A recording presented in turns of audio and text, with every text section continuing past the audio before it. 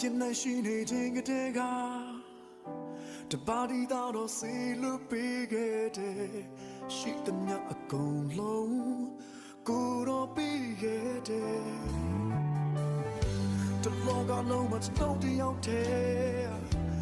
ဒူးဆက်ပြင်းတော့တဲချာရောက်ခဲ့လေသူရွေးနှုတ်ပါပဲ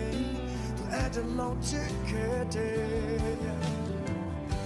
အဖရဲ့ချစ်ချင်းမြတ်တာလုံးကြီးမှာဒူနိုင်လို့မရနိုင်ပါဘယ်ရနဲ့မှအစားထိုးမရနိုင်ပါအဖရဲ့ကျေးဇူးပြုနာတော့အသင်းနဲ့အကောင်းကြီးများစွာရဲ့နဲ့